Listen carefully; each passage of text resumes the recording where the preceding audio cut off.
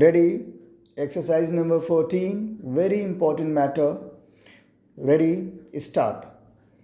It is my great privilege to welcome you, Mr. President, and your eminent colleagues on behalf of the government and people of India. The friendly ties between India and Tanzania are happily getting stronger every day. The people of India have long recognized that in your life you have encompassed the struggle for freedom for your people and achievement in modernization of your nation after independence. You recall to us the life history of the father of our nation, Mahatma Gandhi. He forged this anti colonial weapon of civil disobedience on the soil of your great continent and saw the fulfillment of his dream of freedom for India.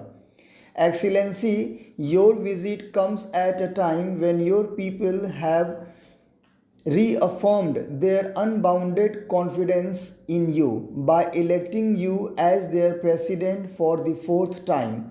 This is a unique honor, and we join the people of Tanzania in offering you our felicitations. Stop next para.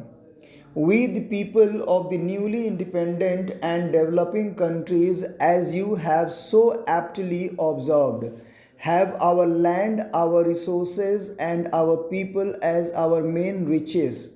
Money we may not have, but as you have declared that propounding the philosophy of socialism and self reliance for Tanzania, it is stupid to rely on money as the major instrument of development when we know only too well that our country is poor. It is equally enough more stupid for us to imagine that we shall rid ourselves of our poverty through foreign financial assistance rather than our own financial resources. Your emphasis on self reliance, cooperation, and freedom from exploitation of the poor by the rich within a nation and in the community of nations find its echoes in the hearts of millions of common people, not only in India but throughout the developing world. Stop next para. In today's world, when in spite of the UN Charter, a few countries have at their command 80% of the world trade, nearly 95% of private investment in world industry and technology, when they consume 70% of global resources, while two-thirds of the human race in the developing world lives in conditions of undernourishment and poverty. The importance of relying on our own human and material resources and our native exertions is truer today than a decade ago. There has long been an awareness about the growing gap between the affluent and developed countries. Stop next para.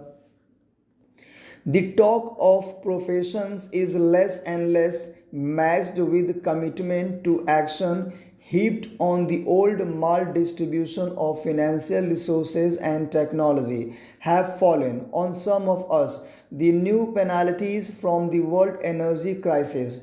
The Paris Conference on International Economic Cooperation has showed some perception of the world economic crisis, but we are a long way from achieving a just international social order.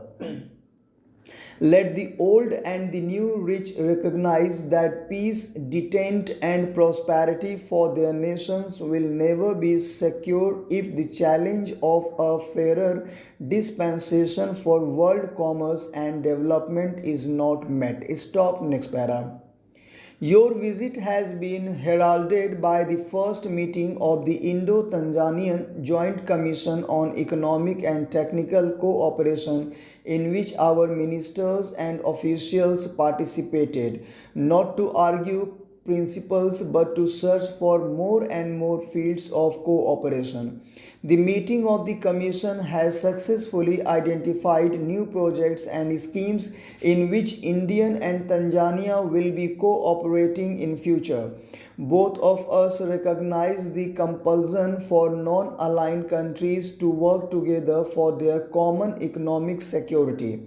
Tanzania and India can perhaps demonstrate that two countries belonging to different continents but struggling with similar problems of development can forge new areas of cooperation which combine progress with mutual respect and dignity. We can no longer be content with mere professions of cooperation between the countries of the developing world. Times has come to be bend our will and resources to translate our professions into achievements. Stop, next para. Mr. President, the achievements of Tanzania under your leadership have already won world acclaim. You had the distinction of receiving today the Nehru Award for International Understanding. We recognize that the validity of your national development strategy and its commitment to social justice has meaning well beyond your own borders. It is a contribution to peace and fellowship with dignity among nations. As you have yourself declared, peace and human justice are interlinked.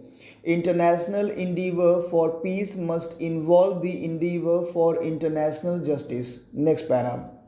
There seems to be a much greater need for international understanding today because, in spite of the recent process of detent, avoidable conflicts are being created, threatening the emancipation of the colonial peoples and the development of the newly independent nations which have a great stake in world peace.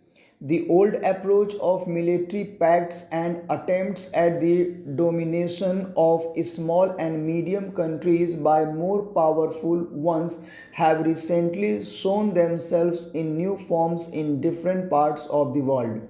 While we have welcomed the dissolution of the Portuguese Empire and we are deeply concerned at the strife and bloodshed in the wake of Anglo independence.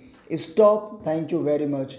Guys, there is one humble request. Please always try to repeat the matter, then only your fluency and accuracy on steno will improve. And also there is one more request.